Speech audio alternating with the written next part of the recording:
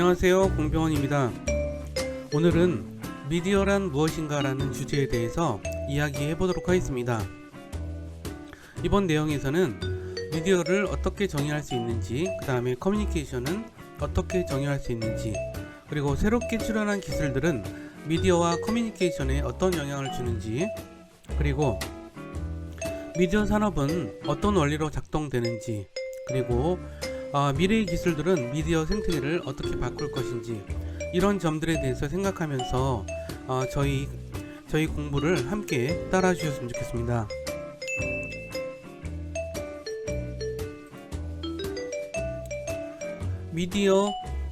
미디어라고 하는 것에 대해서 가장 그동안의 커뮤니케이션 연구와 미디어 연구에서 가장 보편적으로 정의하고 있는 내용, 그 설명은 정보와 데이터의 전달과 저장 도구다 라고 이야기를 하고 있습니다. 하지만 이렇게 사전적인 정의로서 우리가 미디어를 충분히 이해하고 정의할 수 있다고 이야기할 수는 없는 것 같아요. 하나하나 우리가 좀 살펴보면서 우리가 미디어에 대한 정의를 찾아 나가 보도록 하겠습니다. 미디어는 수용자나 사용자에게 뉴스, 오락, 광고 등 정보와 데이터를 전달하고 저장하는 도구나 채널을 의미합니다. 예를 들어서 텔레비전, 라디오, 신문, 인터넷, 소셜미디어 등이 있겠죠. 그렇다면 책은 과연 뭘까요? 책도 미디어라고 볼 수 있겠죠. 그 다음에 우리가 좀 새로운 기술 미디어로 볼 수 있는 가상현실은 뭘까요? 물론 가상현실도 미디어라고 볼 수 있습니다. 한데 가상현실이나 증강현실 미디어라고 하는 것은 전통적인 미디어와 많은 차이점들을 지니고 있을 뿐이죠. 좀 구체적으로 미디어를 구분하자면 매스미디어와 소셜미디어로 구분할 수 있습니다. 매스미디어라고 하는 용어 자체는 불특정 다수의 대중에게 정보와 데이터를 전달하는 미디어를 뜻합니다. 그런 의미에서 페이스북은 불특정 다수에게 정보나 데이터를 전달하는 미디어인가요? 그건 맞기도 하고 틀리기도 합니다. 그렇죠? 어떤 유명한 페북 사용자들은 그 사람이 뭐라고 한마디만 하면 순식간에 수천 명, 수만 명이 그의 메시지를 들을 정도로 관심이 많은 사람도 있겠지만, 그런 의미에서는 매스미디어라고 볼 수도 있겠죠. 네, 하지만 보통의 대부분의 사용자들은 페이스북 같은 데다가 메시지를 포스트로 올려놓더라도 그렇게 수만 명, 수십만 명이 보거나 그런 일은 벌어지지 않겠죠. 그래서 반면에 매스미디어와는 좀 다른 구별되는 것이 소셜미디어인 것 같아요. 소셜미디어는 미디어 중에서도 좀 다른 면이 있죠. 개방, 참여, 공유의 가치로 요약되는 웹 2.0 시대에 소셜 네트워크 기반화에서 사람들의 의견, 경험, 정보 등을 공유하고 다른 사람들과 관계를 형성하거나 그 관계를 확장시키는 그런 개방적 온라인 플랫폼을 소셜미디어라고 이야기를 하고 있습니다. 어떤 면에서 매스미디어와 소셜미디어는 명백하게 구분된다기보다는 어떤 공통되는 어떤 특성 내지는 속성을 가지고 있다라고 생각하시면 될 것 같아요. 그렇지만 미디어가 우리가 내용을 담는 메시지라는 것을 가지고 있다라는 사실은 공통적이지 않나 이렇게 생각이 들어요. 특히 메시지라는 말은 미디어뿐만이 아니라 컴퓨터, 스마트폰에 담기는 내용 등 좀 광범하게 사용될 수 있죠. 두 사람이 만나서 이야기를 나누는 어떤 행위라고 하는 것, 이것 또한 메시지를 주고받는 행위라고 볼 수 있어요.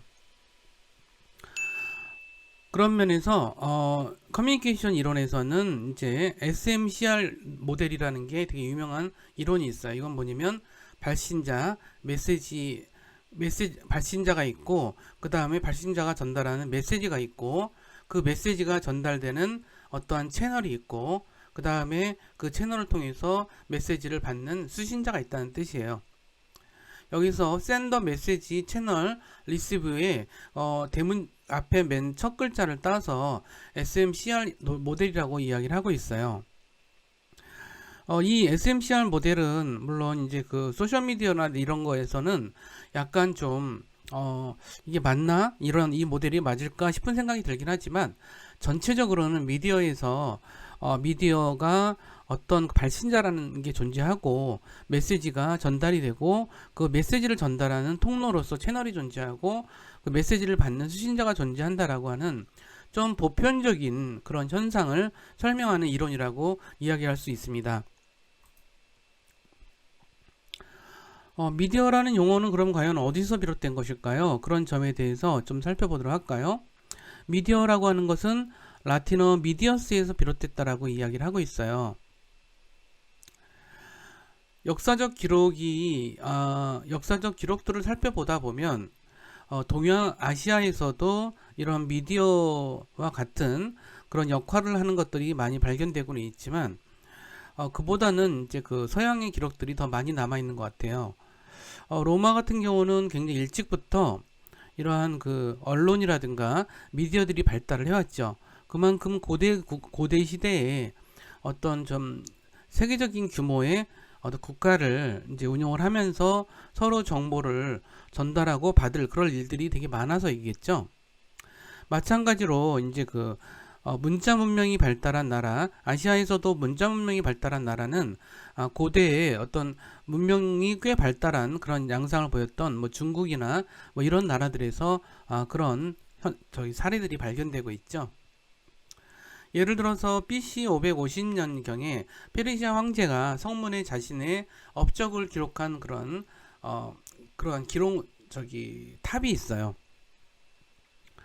그런 탑을 갖다가 우리가 뭐라고 설명할 수 있을까요? 이럴 때 그 석탑 부조물조차도 우리는 미디어라는 용어를 적용할 수 있을 거예요. 로마에서 이렇게 미디어가 최초로 전형적인 미디어가 발견되기 시작한 것은 아마 로마가 상대적으로 좀 민주적인 공화정을 일찍 시작했기 때문이 아닌가 싶어요.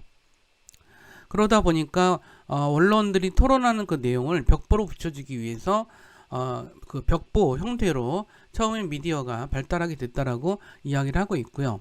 그 다음에 로마에서는 귀족들과 시민들과 황제들이 서로 편지나 보고서를 굉장히 많이 주고받았고 그런 것들이 지금 유물로서 굉장히 많이 남아있죠.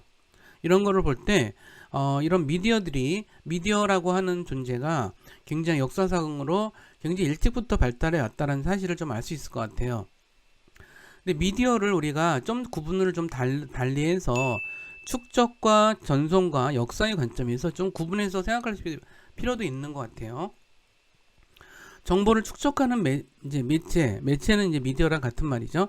매체나 정보를 전송하는 역할을 하는데 축적 미디어라고 하는 것은 이제 플로피 디스크라든가 뭐 이런 비디오 테이프, 뭐 CD롬 드라이브, 뭐 DVD 뭐 이런 것들이 이제 뭔가 축적해 놓는 그런 이제 미디어라고 볼 수가 있겠고요. 그러니까 전송하는 역할은 좀 다르죠. 같은 미디어도 이어도 신문이라든가 잡지라든가 라디오, 인터넷 이런 것들은 뭔가를 전달하는 그런 역할을 많이 하죠.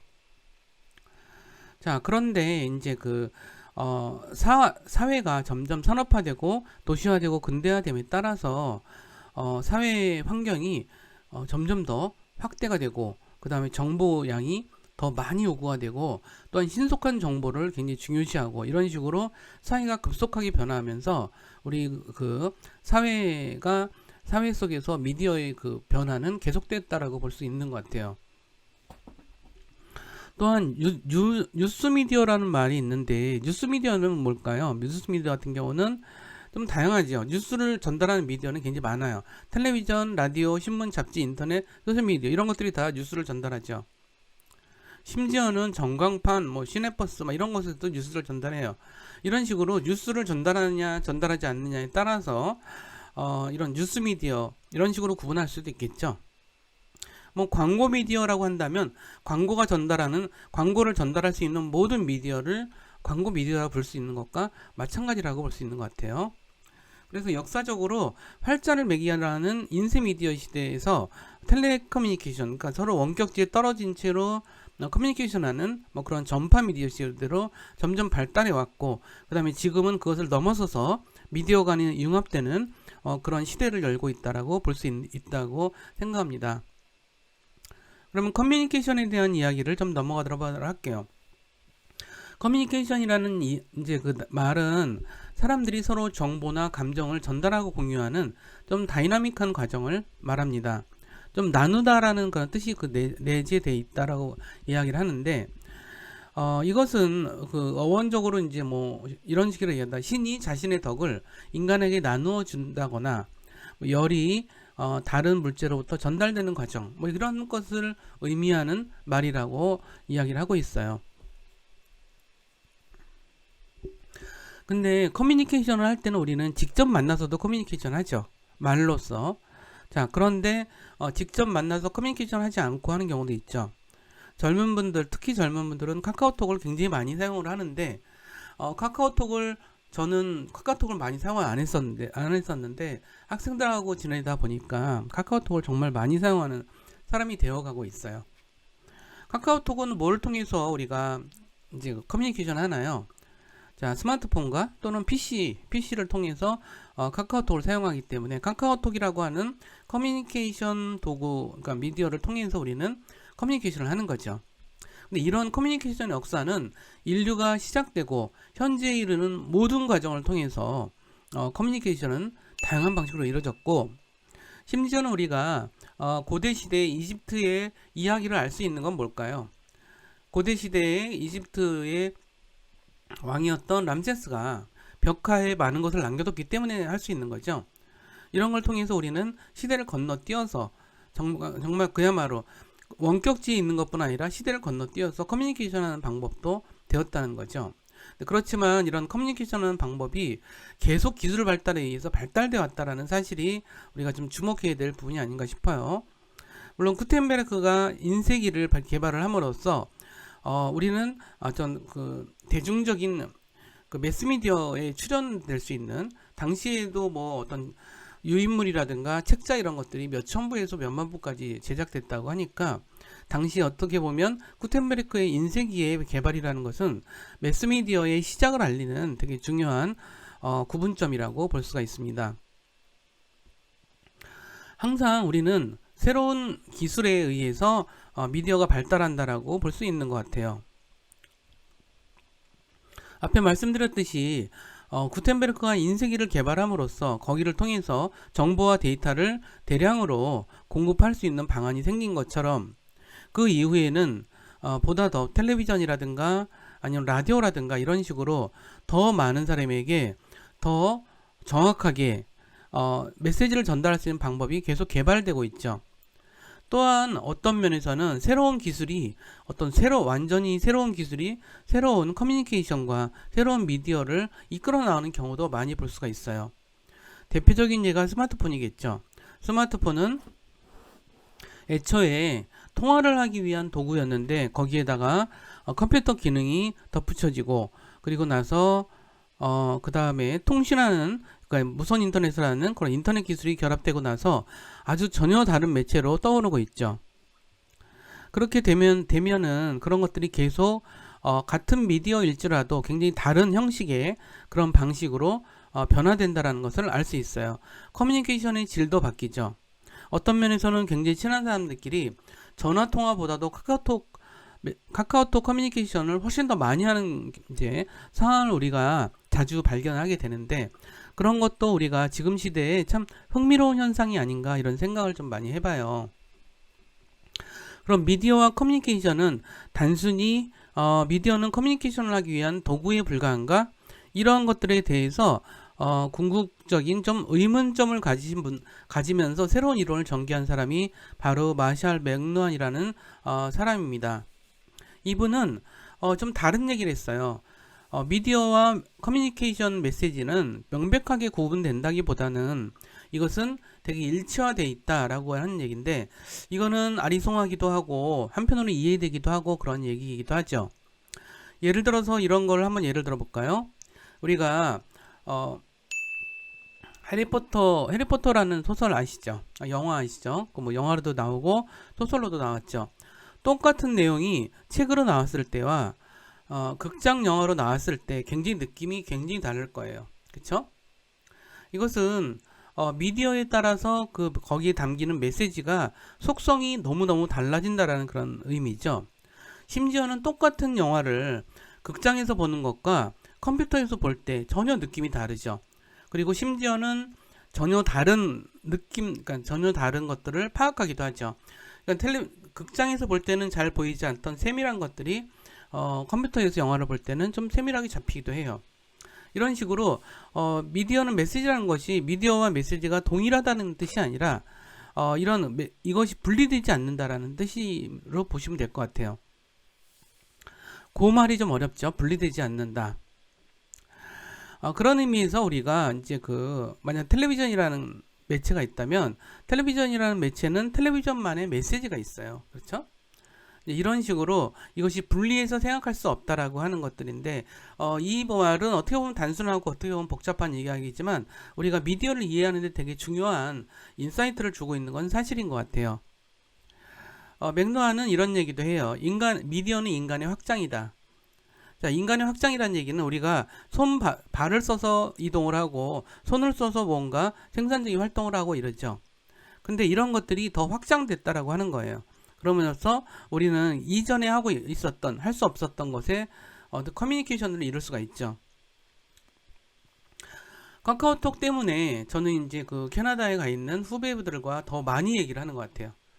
그전에는 이렇게 만나서 이야기를 많이 했었는데 그렇지 못하다 보니까 카카오톡을 통해서 많은 얘기를 나누게 되다 오히려 많은 얘기를 나누더라고요.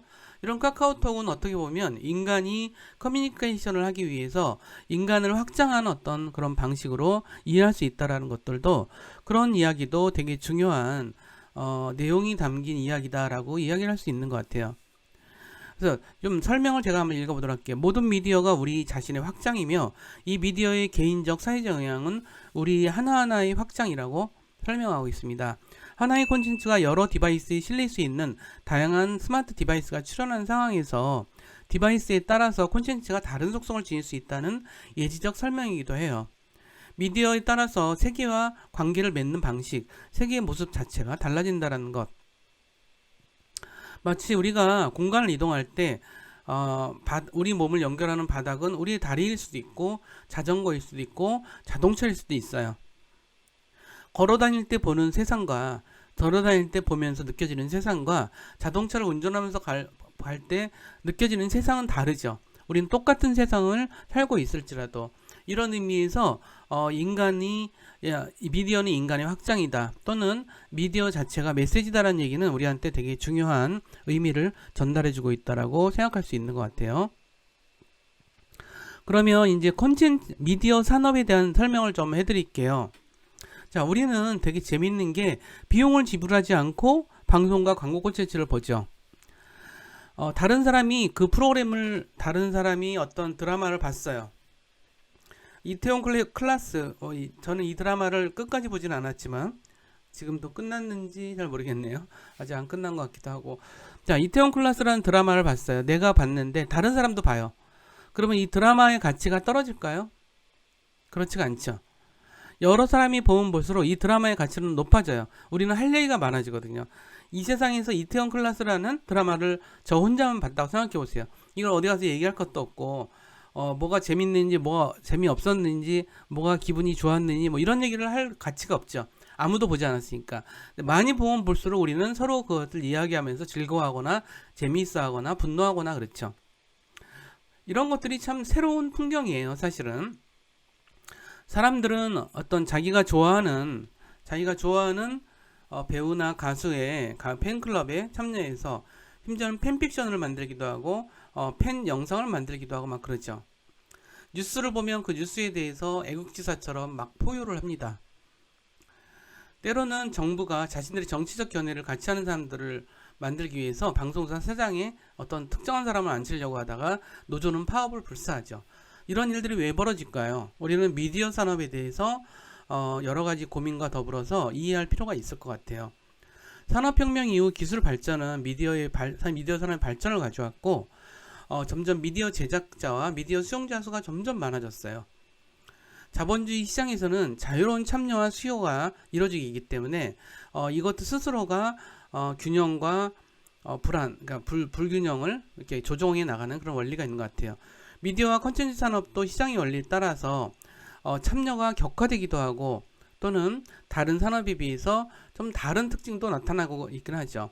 예를 들어서 아무리 방송이 돈이 된다라고 하더라도 아무나 방송사를 지을 수는 없어요. 워낙 돈이 많이 들어가니까. 그리고 이미 만들어 놓은 방송사들이 지금 요즘에 뭐 넷플릭스가 들어오고 그러면서 어마어마한 뭐 몇천억의 적자를 봤다 막 이런 얘기를 많이 하더라고요. 근데 왜 그 방송국은 계속 유지를 할까요? 그러니까 우리가 지금 이렇게 알 수 없는 일들이 그 미디어 산업에서는 굉장히 많이 존재해요. 예를 들어서 이런 방송국을 하는 것은 단순히 광고를 통해서 돈을 벌겠다는 것만은 아닌 것들이 있는 거죠. 우리가 방송을 운영함으로써 얻는 다른 효과들이 많아요. 하나의 권력이 될 수 있다는 거죠. 방송국을 운영하는 주체들은 권력을 질 수 있는 거예요. 그렇기 때문에 방송사 어떤 사장이라든가 간부들이 자기의 우호적인 사람들이 많이 앉히기를 그렇게 원하는 것들은 거기서 비롯된다라고 볼 수 있는 것 같아요. 아까 말씀드렸듯이 넷플릭스가 등장하면서 방송사들이 엉망이 돼버렸어요. 적자가 더 심해졌고요. 그럼에도 불구하고 누구도 그 방송국을 그만둔다는 얘기는 하지 않아요. 그건 뭐냐 하면 경제적인 이득 못지않게 다른 이익들이 굉장히 커다란 이익들이 분명히 존재한다라는 뜻으로 우리가 볼 수가 있거든요. 하지만 또 이런 것도 있어요. 스카이라이프가 있죠. 자, 스카이라이프는 정부에서 돈을 상당히 대주고 있어요. 위성방송이죠. 자, 위성방송에 대해서 돈을 대주고 있는 이유는 되게 여러 가지가 있는데요. 그 이유 중에 하나는 아마 이런 위성방송이 미래 방송의 하나의 모델이 될 수 있기 때문이기도 해요. 그리고 인공위성이라고 하는 것이 워낙 미래의 중요한 산업이 될 것에는 누구도 그것을 인정하지 않는 사람이 없을 정도로 인공위성은 앞으로 미래의 산업에서 되게 중요한 영역을 차지하고 있어요. 그런데 그렇다면 이 인공위성을 위해서 나라가 돈을 댈 필요가 있죠. 그건 나라가 돈이 많아서 다 되는 건 아니죠. 국민들이 세금으로 내는 거죠.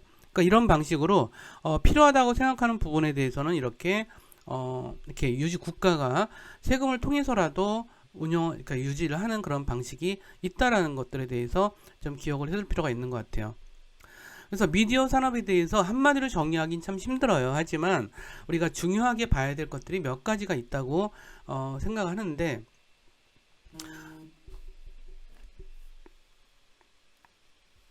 먼저 이러한 그 미디어 산업에서 우리가 이제 몇 가지를 볼 수가 있는데, 미디어 환경에서는 미디어에서 콘텐츠를 생산하는 그런 주체들이 있죠. 방송국, 신문사, 잡지사, 독립제작사, 기획사, 출판사, 인터넷, 콘텐츠 기업, 이런 것들이 좀 존재해요. 이들은 미디어를 통해서 이걸 생산해 내므로써 소비자라는 것은 이러한 방송사 입장에서는 방송 프로그램을 봐주는 사람이죠. 이들을 통해서 미디어를 제공을 하지만 이들을 시청을 하고 어떤 시청료를 내긴 하지만 그렇게 많은 걸 내지 않죠. 오히려 이걸 사용함으로써 미디어의 생산자들은 광고를 통해서 주로 수익을 얻죠. 그 다음에 그러면 광고주들이 있는데, 광고주들은 왜 미디어에 돈을 낼까요? 미디어에 광고를 내므로써 소비자들이 자신의 어떤 상품과 서비스를 볼 수가 있기 때문이죠. 이런 식으로 미디어 산업은 주요한 이들에 의해서 주요하게 이제 미디어 시장이 형성되어서 움직이는 하나의 생태계가 형성된다라는 뜻이에요. 자, 하지만 이렇게 내부적인 것만으로 이루어지는 않죠. 기술 환경이라는 게 되게 중요한 변수로서 작동하고 있어요. 뭐 디지털이나 인터넷, 컴퓨터, 스마트폰, 태블릿 PC 뭐 이런 식으로. 심지어는 인공지능조차도 지금 이 미디어 시장과 되게 밀접하게 연관되어 있죠. 그런 기술 환경이라는 것이 미디어 산업에 굉장히 결정적인 역할을 하기도 하죠. 또한 정책적인 것들이 있어요. 이러한 미디어 시장은 많은 소비자들한테 너무 어마어마한 영향을 많이 주기 때문에 정부는 항상 정책적으로 개입을 하려고 해요.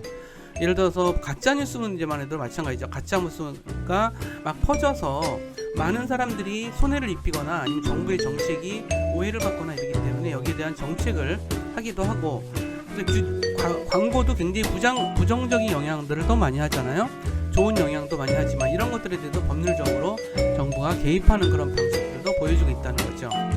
이러한 식으로 콘텐츠 생태계는 되게 주요하게 작동하는 방식으로 우리가 설명을 하고 올 수가 있고요.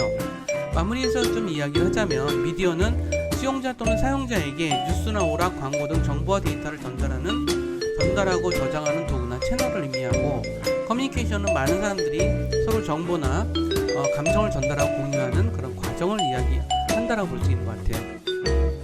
커뮤니케이션 도구는 말과 글처럼 언어가 있고요. 언어가 아닌 몸짓과 표정 같은 비언어도 있습니다.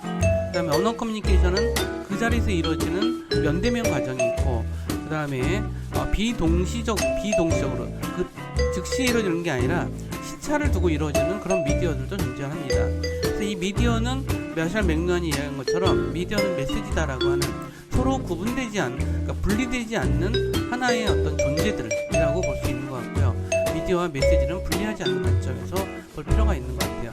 하지만 결국은 우리가 이런 기술 발전에 따라서 참여자도 변하고, 그 참여자 규모와 다양성도 변하고, 경쟁도 미디어들끼리 더 격화되는 현상들도 많이 보여지고 있어요.